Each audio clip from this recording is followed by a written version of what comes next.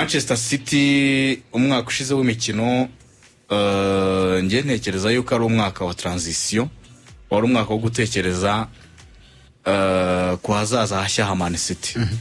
Niba mwarayibonye Pep Guardiola muri no sezo, ntekereza yuko uretse imvune wenda zagiye zibitera ku mpamvu zigiye zitandukanye z'abakinnyi benshi, ariko ni umwaka Pep Guardiola yakoreshe groupe y'abakinnyi bashya benshi. Siko bimeze. Yakoreshe groupe y'abakinnyi bashya benshi bikanahurirana na mercato zindi ebyiri zari zitambutse zitigeze zimuhira. Ni groupe yari igizwe n'abakinnyi benshi baba senior bari mu myaka ikuze batekereza gusohoka, ba Kevin De Bruyne na Bakaoka batigeze Silva bose barabitekereje biranga. Yewe na Bernardo Silva.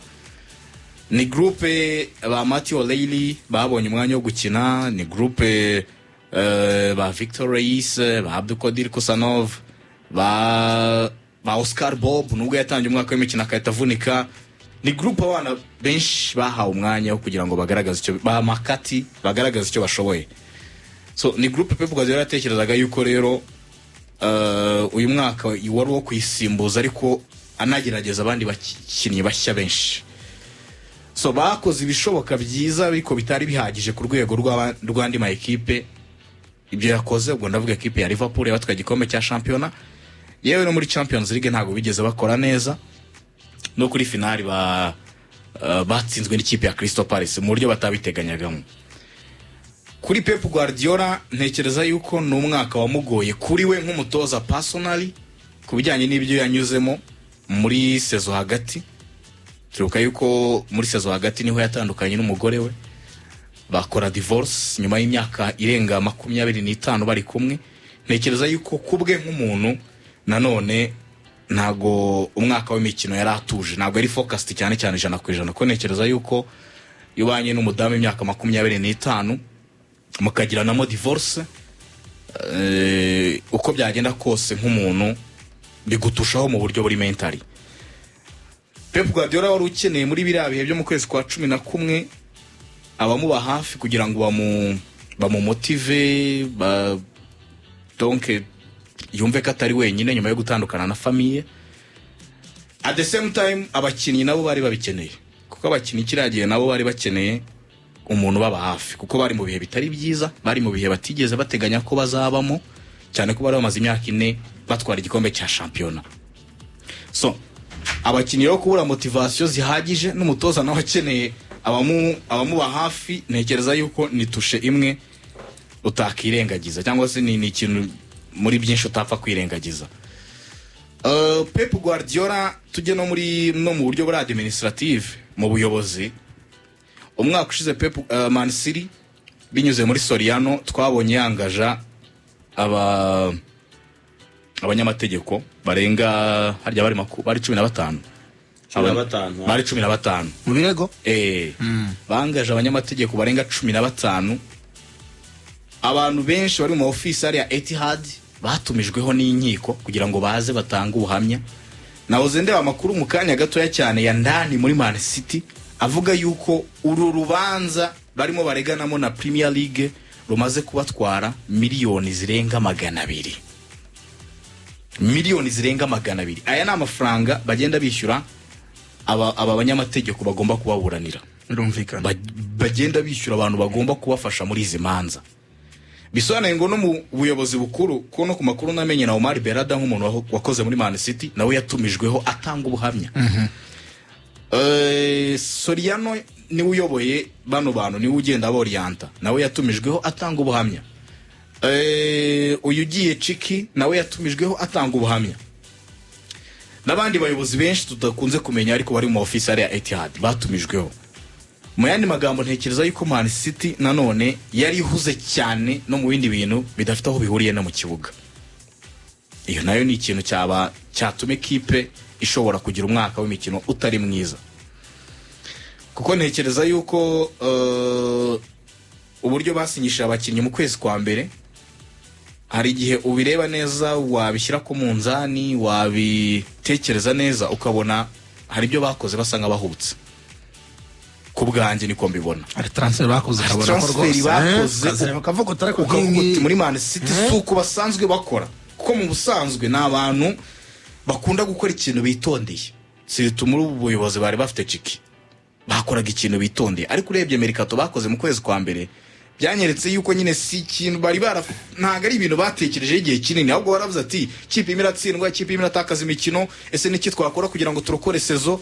Bisanga baguze ba Abdulkadir Kusanov, Vitalis ubaze kujya muri Girona, ubaze match nyinshi Abdulkadir Kusanov akinnye muri kuva Man City muguze mu kwezi kwa mbere miliyoni zikaba ndumva zari hafi nko muri 50 si 40 se buri aho ngaho muri 50 icyo nicyo n'amafaranga menshi. Abdulkadir Kusanov nta match 10 akinnye, 10 ntasi nta match 10 akinnye rwose. Kaze ndeberwa kanze nkurebera wano ushaka urahita ubibona ko ni ikintu ntekereza yuko muri equipe ndani bari kuba baragikemuye. Bari nabwitabaza umwana wo muri academy ko niba umukini n'ubundi baguze ariko nyine akaza ntahite n'ubundi abafasha, bisobanuye ngo ni ikintu bahubukiye. Uwo ni Abdulkadir Kusanov bari bamukuye muri Lens, yakiniye match 10 zifunze, 6 za Premier League, 2 za FA Cup, 1 ya Champions League, ni 1 y'igikombe cy'isi cy'amaklub. Yego, ariko nayo yikuyeho nyine umbaze saison ni match 10 zonyine, kandi Man City muri retour ikinye match zirenga 30. So ntekereza yuko nawe ntago ni ikintu basa nkaho bakoze bihuse. Tujya kuri Victor Reis. Victor Reis yakiniye match enye muri retour, mbibutsa ko nawe yaje mu kwezi kwa mbere. Nawe ntekereza yuko na amafaranga nubwo bari baramuguze kera, ariko iyo baza ko ari ibintu batekerejeho neza bari kumurekera muri Palmeiras agakomeza kwifasha akazaza ahagaze neza kurushaho. Nico Gonzalez wenda we yagerageje gukina imikino match 17 yaranabafashije, ariko abakurikiye amakuru mu minsi itambutse wabonye yuko ari umuntu batekereza yuko bashobora kuba banarekura. Nico Gonzalez minsi yashize rwose byaranditswe ko Nico bamurekura bibaye ngombwa. Undi baravugwa Nico Kusano nako Vitalis Claudio Echeverri na Claudio Echeverri bamwongeyemo. Echeverri nawe yakiniye match 3 zonyine. Abo nabakinnyi bongeremo mu kwezi kwa mbere. Umukinnyi bongeremo wenda bafashije ni Omar Marmoush, kinye match 28 atsinda ibitego 8 na assist imwe, nibura we yarabafashije Omar Marmoush.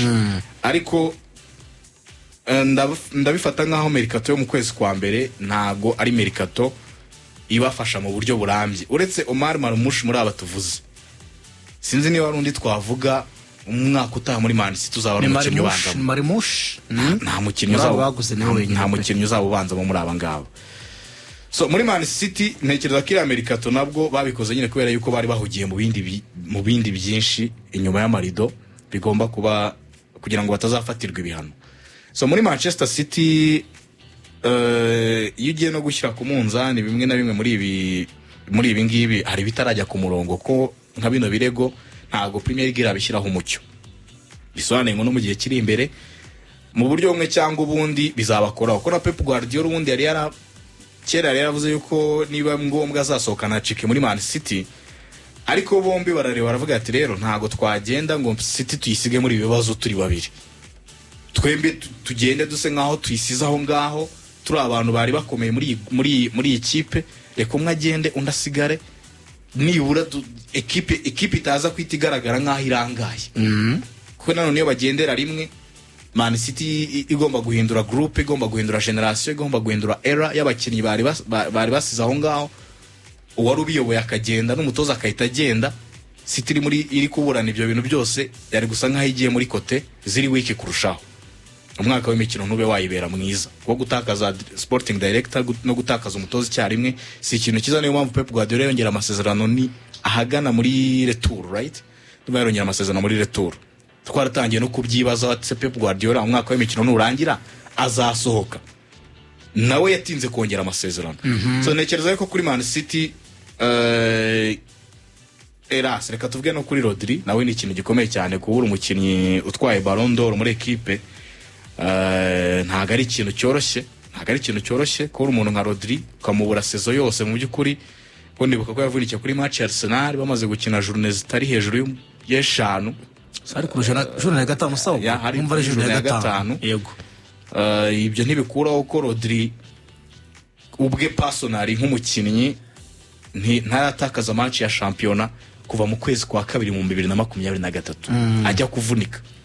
Yari ataratakaza match ya shampiyona kuva mu kwezi kwa kabiri mu 2023. Sane ngo kugera 2024 yuzuye nta match yigeze atakaza. Na 2024 kugera igihe yavunikiye nyuma ya match 5 bakina n'ikipe ya Arsenal nta match ya Premier League yari yagatakaje. Iyo ari personal level y'umukinnyi bafite watwaye Ballon d'Or. N'umukinnyi recently mu marushanwa yose yarasunitse match zirenga 74 adatakaza. Ako gahigo yaragafite muri within the season ko yigeze gusunika match 74 nta nimwe atsinzwe ari mu kibuga. So ngo nawe n'umukinnyi wafashaga Man City gutuma ibintu byinshi bishoboka mu kibuga cyabo. Kumubura rero kuri Pep Guardiola ugasanga umuntu nka Calvin Phillips waraguze atekereza ko azagenda mukavaringa mu bihe bimwe na bimwe ntiyigeze yadapta yewe urimo nanamutiza hirya no hino byaramunaniye pe ya ni nayo mpamvu bahise bagura nyine igitaraganya Nico Gonzalez ariko nawe nyine araza ntago wahita ibyo watanga byose ntago wabitanga ku rwego rwa Rodri uvuye muri FC Porto ngwito simbura umukinnyi twaye Ballon d'Or bila mpango uhita ugira icyo fasha muri saison hagati utarakoranye na pre-season na bagenzi bawe. So ibyo byose rero bishyize ahagaragara uga plus n'imvune nyinshi cyane muri groupe witona ko Man City umwaka warayigoye.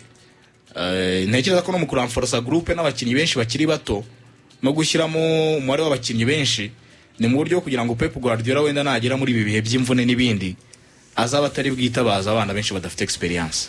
So ngira ngo nibyo urakoze kuri Man City. Ubwo utundu dukuru tuvugwamo ni transfer ya Jack Grealish uri kwerekeza hafi mu kipe ya Everton mu myaka yaje 2020. Jack Grealish niba ntibeshye 2021 nibwo yaje muri Manchester City aguzwe miliyoni 100 rwose kuri record. Imuvandimwe ava mu kipe ya Aston Villa ari kapiteni wabo yerekeza muri equipe. Sami ho gato kuri Jack Grealish mwiza wa Aston Villa mwiza twabonaga mu kipe y'Abongereza ko yagira icyo afasha ariko arangijwe n'iki kuri Etihad uyu muvandimwe ntabwo byahuye yagiye muri equipe imusumza urwego na discipline ze hanze y'ikibuga ntizaba nziza birangira bidahuye.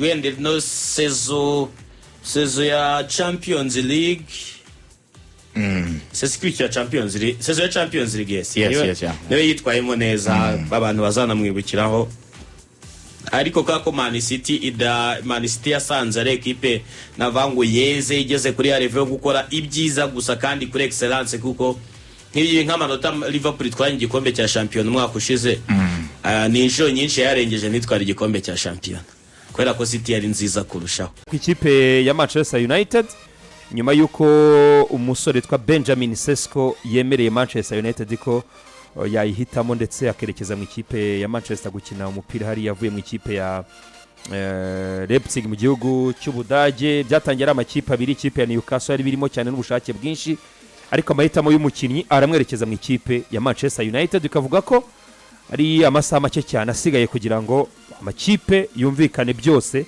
umusore yerekeze Old Trafford cyane. Urabana byatangiye ubona Newcastle nko kwa mbere cyangwa kwa kabiri umuntu yabonaga Newcastle ifite amahirwe menshi cyane ko yamusinyisha kubera ko niyo yatangaga bid yagendaga izamura bid umunsi ku wundi yatanze 75 hariho n'eshanu za ma add-ons za kuzigira 80 Manchester itaranatanga bid nimwe ariko umukinnyi ku munsi w'ejo nijoro rwo byatangiye kuvuga yuko ngo yahitamo Manchester United kurusha uko yajya mu ikipe ya Newcastle. Nako byaje kugenda yitamo ikipe ya Man U ikipe ya Leipzig yiteguye yuko umukinnyi ikipe yose azahitamo hagati ya yombi yiteguye kumugurishayo mu gihe baba batanga igiciro bashakamo. Newcastle nyamara niyo yabonaga itanga ibiri hejuru y'ibya Man U ariko umukinnyi yitiramo Manchester United kubera ko Newcastle atanga 82 n'igice wongeyeho z'amayero wongeyeho izindi 2 n'igice muri add-ons mu gihe Manchester United yatangaga 75 z'amayero ariko igatanga na add-ons za 10 bombo ndva kare 85 muri rusange ariko amafaranga itatanga ko kanya ikipe ya Newcastle iri hejuru ariko mu cyahitamo ikipe ya Man U. Ubona ko imbaraga zo kuba ubanje kureba ku makipe yombi kareba badge Manchester United badge nini Newcastle n'undi mukinnyi wongeye kuyijectinga atashaka kuyijyamo. Ikindi kandi Manchester United ifite umugabo nawe babanye mu kuva muri Salzburg, Christopher Vivell. Manchester United akara n'uburyo yamukurikiranye ko Manchester United yumvishe call za inshuro nyinshi cyane kuva kiri umwana w'imyaka 16 turi muri Slovenia muri Domžale kugeza inshuro nyinshi yagiye yumva call zo mu Bwongereza cyane mu kipe ya Manchester United. Ntago bwa mbere yumvishe rero byari kumworera kujya mu kipe nk'ingi kurusha guhitamo ikipe ya Newcastle. Inabyo yakoze ahitamo. Ubona ko igisigaye ni transfer isa nk'iyarangiye. Igisigaye no kurangizanya hagati y'amakipe yombi uko umukinnyi amaze guhitamo ikipe ya Manchester United. Personal terms nabwo nazagurana ku mafaranga azahembwa, kandi ikindi kinaza muri factors zituma ahitamo ikipe ya Manchester United bivuga yuko ari izamuhereza umushahara munini kurusha ikipe ya Newcastle, kandi biranumvikana amafaranga Newcastle yaguhemba na manya kenshi bakunda gusanga bitabinangana. Rero urabona ko igisigaye no kwemeza amafaranga ikipe ya Man U, amakipe akumvikana ko tuntu n'uburyo adoni zizatangwa ubundi transfer ikarangira. Deus no mukinnyi twari twagarutseho cyane nijoro, ariko ubona ko mu kiganiro cyacu twabigarutseho ko bisa nkaho ari bwo Manchester United yari yatanze bid maze kusa nk'iyizeye neza yuko umukinnyi ibyifuzo bye n'urukundo rwe biri ku ruhande rwa Manchester United. Ni nacyo kintu Manchester United ikwiye no gushimira cyane umuntu witwa Sir Alex Ferguson, kuko yayubakiye ikintu kinini cyane gituma abakinnyi bayitoranya mu yandi ma equipe nk'aya nka za Newcastle badafite wenda n'amazina manini nkayo, kuko bibaye kabiri muri no sama. Atari kuvuga ngo barimo barareba Champions League football regardless yuko na Leipzig itayifite, ariko kuri Bryan Mbeumo twabonye ama equipe hamagaye harimo ni Newcastle, harimo umutoza wamutozaga muri Tottenham. Bryan Mbeumo abwira Brentford ati Thomas Frank. Bryan Mbeumo abwira Brentford ati mu cyubaro mbagomba ikipe mugomba kumva ni Manchester United mukumvikana. Nibo bonyine nshaka kujoininga. Bibaho ngaho birarangira. So Sesko twabonye hatajyamo ibiganiro biremereye na Arsenal, ariko turabizi ko yariwe top priority w'ikipe ya Arsenal mu gusinyisha Gyökeres. Wenda igiciro cyaki kiri hejuru miliyoni 100, haza kuzamo nyine n'ibindi bitekerezo baza gufata umukinnyi Victor Gyökeres, ariko sincerely speaking yariwe top priority. Ari nacyo kare Paul Scholes yavugaga muri overlap, avuga ati nibyo basinyishije umukinnyi mwiza witwa Victor Gyökeres, ariko se igitekerezo cy'umutoza uzamutoza witwa Arteta ko we bigaragara ko choice ye ya mbere yari Sesko. Ibyo time will tell.